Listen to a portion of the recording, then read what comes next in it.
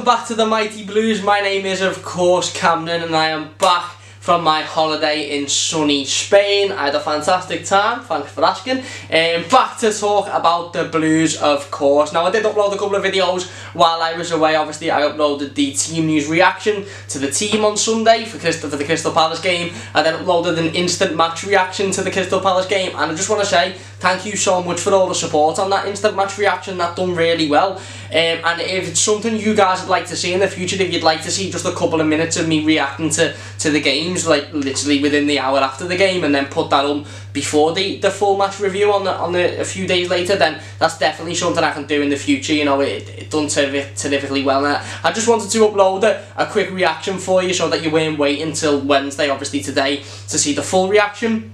So that you have me thoughts after the game really straight away. So if that's something you'd like to see in the future, then please do drop a comment in the comment section down below, and we can certainly sort that out. So Everton versus Crystal Palace at Goodison Park, in a game that was pretty boring for me, to be honest, for the first sort of, well, 85 minutes, if I'm being honest. It wasn't boring. We created chances, we had chances, and I think we just struggled to break Palace down. Palace come and they set up really strong. They set up defensively quite well, and they set up to not let us through and to not let us counter attack, and that's what happened. We used a couple of times when we steamed past on the counter attack. We had Bernard, Richarlison, Walcott steaming past on the counter attack, and before we had the decision made of where to play the next ball, there was 5 or 6 Palace players back, and they'd swamped us, and they'd automatically they tackled and got the ball back, and they were sort of pushing up this pitch. So I think Palace defended really well for the majority of the game, and they done what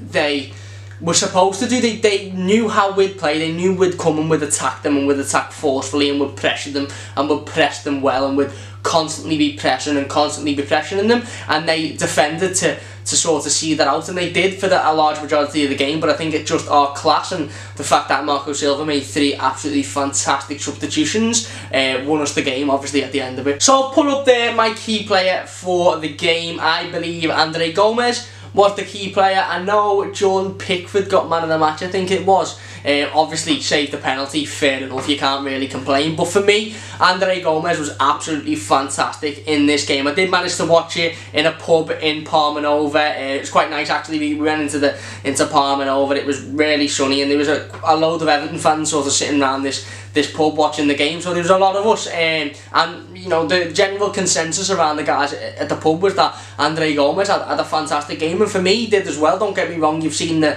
stupid clip on Twitter and all that of him falling over, and it's a little bit of tiredness. It was towards the end of his appearance. Obviously he come off later on in the second half, and I just think a little bit of tiredness got to him. He hadn't played football properly for a long time. He hadn't even kicked the ball in an Everton shirt since he signed in August, obviously on loan from Barcelona. So I think it just got caught up with him a little bit, the fitness issue. But overall for me, I thought he was fantastic. He was composed, he was calm. Every time he got the ball, he knew where he was passing it. Even if he was passing it back, he'd bring the ball and he'd make a decisive, he'd make a decision, a proper decision, and he'd have the ball out of his feet sort of instantly, and he'd always strive forward, and he'd push the team forward. And for me, he had a fantastic game, and I think we're yet to see the best of Andre Gomes. And once he's fully fit, and once he's got a little bit more fitness in his bag, obviously in the coming weeks, I don't think he'll play against Manchester United at Old Trafford on Sunday, but once he's got a few more sort of games in him, and he's had a little bit more time to settle down in this league, I do think we'll see a really fantastic footballer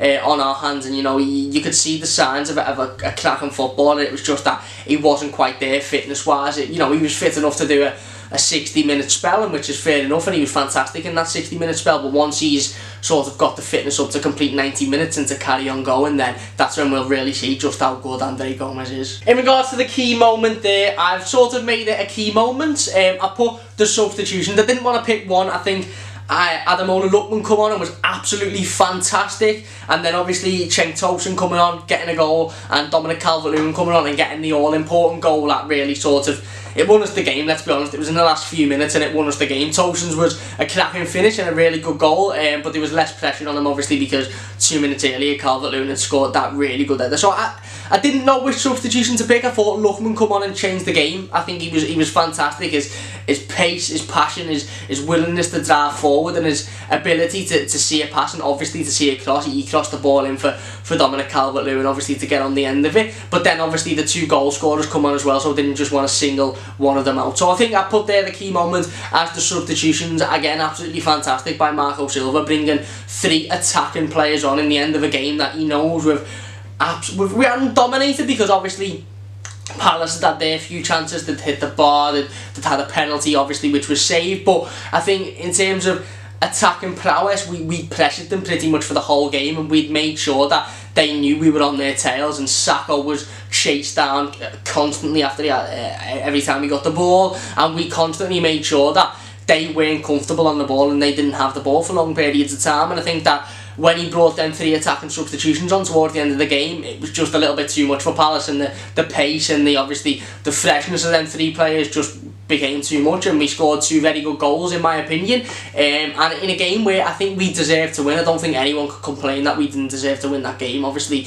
the penalty was questionable for me at first. I think Seamus Coleman gets the ball, and you know, it's one of them where he gets the ball but he gets the man. Is that a penalty or is it not a penalty because he gets the ball? But I don't really know, but it was a penalty at the end of the day. If it would have been against an Everton player, I'd have probably protested for the penalty, so I'm not going to have too many arguments about that. A fantastic save by Jordan Pickford. I think it's gone under the radar a bit. You know, you've seen a lot of people on, obviously I watched it on Sky Sports, so the pundits after it and stuff like that, saying, people on Twitter, what a poor penalty that is, what a poor, and don't get me wrong, it is a poor penalty because it's down the middle and it's right height, but Jordan Pickford gambles and he goes one way or the other, and he manages to get his feet on a ball that struck straight down the middle, and for me that's a fantastic save. I don't care what you say, that's a fantastic penalty save. So we'll briefly just discuss Marco Silva's lineup for this game. Obviously Marco Silva made 2 substitutions to the team that beat Leicester 2-1. He kept the attack the same, Bernard, Richarlison, Walcott and Sigurdsson. The only 2 changes he made was of course Andre Gomez coming in for his debut, with Tom Davies dropping out, which I think was a ballsy move, and we'll talk about that in a minute, and Seamus Coleman coming in for John Joe Kenny, again I think was quite a ballsy move. So Andre Gomez come in for his Everton debut. He was declared fit on the Friday, as was Yerry Mina. Yerry Mina obviously was on the bench, and I think for me it was a much easier decision for Marco Silva to bring Andre Gomez in as opposed to Yerry Mina. You know, Michael Keane and Kurt Zouma have been doing fantastic as centre-backs, and I think it would disrupt the team mentality, and it would disrupt the dressing room to bring a centre-back in and to take one of them out, because for me, even in this game, I don't think either of them deserve to be dropped. Even going into the Manchester United game, and we'll have a little word about that in a minute as well, I don't think Michael Keane or Kurt Zouma deserve to be dropped, and it's going to take a lot for Yerry Mina to prove that he's got a place in this team for me, and whether that's an injury, whether that's coming off the bench and really impressing, but I don't think Michael Keane or Kurt Zouma should be taken out of this team unless they're forced to, in my opinion. Obviously, the ballsy move to bring Andre Gomez in, it paid off. Andre Gomez played fantastically well. He was, you know, fantastic for the part of the game that he was playing in. He was forward passing, forward thinking, but to take your captain, let's say, because Tom Davies had captained the team for the two games prior to that, to take him out the team, and you know, whether you see it as dropping, whether you see it as resting him, he was dropped. Let's be honest, you know, you could say resting him, but that would mean that he was going to start at Old Trafford against Manchester United. I think that will happen, don't get me wrong. I don't think Andre Gomez will play against Manchester United, or at least start. I think it will be Tom Davies, but for me it was more a Tom Davies being dropped for Andre Gomez to come in, and we'll see what he's got. And you know, that's fair enough, don't get me wrong.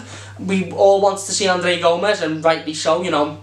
Ever since we signed him, we've been trying to see him, and he's fit, so why not play him? But to take your captain out the team, who has been your captain for the last couple of weeks, who for me was playing well. I think Tom Davies was playing well. I don't think he done anything particularly wrong in the previous games, the 2 games obviously against Fulham and Leicester City, but to take him out the team and to put in a player that hasn't played competitive football for a long time, and obviously hasn't played in an Everton shirt and never played in this league, I think was a ballsy move by Marco Silva, and it paid off. The Seamus Coleman change was, again, I think quite ballsy. John Joe Kenny has been performing okay. For me, I said in the preview to this game, if Seamus is 100% fit, I will play him, because I just think he offers more than John Joe Kenny. Defensively, I think he's a better defender, and he's obviously more experienced. He knows where the ball is, he knows where he has to be, whereas I think John Joe Kenny gets caught out a few times with that. But I don't think Seamus had the best of games. For me, I don't think he was fully fit. He carried on the form that we didn't want him to carry on. He played like he played before he got injured. He was lazy on the ball. I don't think he performed particularly well going forward. I don't think he was awful, and he didn't particularly do anything really wrong to say, you know, you shouldn't come back in the team. But for me, he didn't stand out, and again, it's going to be a fight between him and John Joe Kenny, who gets that number 1 right back spot for me this season, because although Seamus is more experienced and he is probably better defensively, there's no doubt that I think John Joe Kenny offers more going forward in terms of crossing balls, creating chances up the pitch, as you know Seamus Coleman did a few years ago when he had that amazing partnership with Baines and they both bombed forward. I just think that's sort of been passed over to Kenny now, and once Kenny gets the defensive work sort of screwed on and he can improve on that, I think there's a real fight there for that right back position. And I don't think Coleman performed particularly poor, but I just don't think he was, you know, as good as we were looking for him to be, to sort of say, yeah, you are the number 1 right back and no one can sort of, while you're fit, no one's getting in the team. I think there's definitely a shout there for John Joe Kenny to come in. So yeah, overall I think it was a really good win by the Blues. Wasn't a fantastic game of football to watch. It was a game of football where we struggled to break them down and they really struggled to have any chances. Their best player, obviously Wilfred Zaha, spent most of his time crying on the floor that referees don't give him decisions, and then spent the rest of his time kicking our players up in the air and, you know, having decisions go his way in case he might say something in the after-match interview and burst out crying again. Lad, you're on 150 odd grand a week, get up, stop moaning, play footy. You know, he's absolutely fantastic football, he's got all the ability in the world, but I just think his attitude's a bit off. But anyway, less of that, none of that, don't need to talk about Crystal Palace. The Blues have won again. 3 games unbeaten now, 3 wins, 1 goal conceded, a penalty save by Jordan Pickford. Fantastic penalty save. I don't even need to go into how good Jordan Pickford is. He's absolutely fantastic. And on to the next one at Old Trafford against Manchester United. Definitely a game we can win. I'll be uploading the preview to this game on Friday, so you will hear my thoughts. I will also, hopefully, if things go well, be appearing on the United Stand, the Manchester United fan channel, and just having a brief 5-minute chat about the upcoming game and, you know, talking about how I think it'll go and how I think we can, you know, make sure that we take our chances and really, you know, make the most of this game. And I think this is the best chance Everton will have to win at Old Trafford in a very long time, so hopefully that will happen. Like I said, nevertheless, if it happens or not, I'll be uploading the preview to this game on Friday. It will certainly be an interesting game and definitely a game that Everton can win. Obviously, we've got the momentum now. We've got 3 wins under our belt, performing fantastically going forward, scoring goals from all sorts of positions on the pitch. So let's hope we can go and get a famous victory at Old Trafford. Before I go, I just want to mention there was a couple of shouts. Obviously, I don't think Bernard had a particularly good game, nor did Theo Walcott. I just think the defence was a little bit too powerful, but for Bernard, he got sort of bullied out the game, but I wouldn't take any of that sort of on board. I think he's a fantastic footballer. He's got the pace, he's got the determination, and he knows where to play a pass, and I think Bernard will come back stronger. And if he plays against Manchester United, I think we'll have a real threat in him there, as with the similar situation with Theo Walcott. So thank you very much for watching this video. This has obviously been the review to the Crystal Palace game. I do apologise that it's a few days late. Like I said, I have literally just landed back in the UK today from Mallorca, so I haven't had much time to sort of think, you know, cross over. I've been on a flight all day, travelling back from Manchester Airport. So thank you very much for your patience. If you enjoyed the instant match reaction after the game and you'd like to see that for the upcoming games in the Premier League, do leave a comment down below, just basically saying, yeah, that was good, do it again, and I will do it again for the upcoming Premier League fixtures, of course. So thank you very much for watching. Please do leave this video a like if you have enjoyed. Subscribe if you are new to the channel and you love the Mighty Blues. Thank you very much for all the support. Anyone that subscribed, liked the videos, commented, you know, even just watched the video, thank you very much for the support, and I will see you guys on Friday for the preview to the Old Trafford fixture. Obviously, Everton versus Manchester United on Sunday, and hopefully we can carry on the momentum. So thank you very much for watching, and I'll see you soon on the Mighty Blues.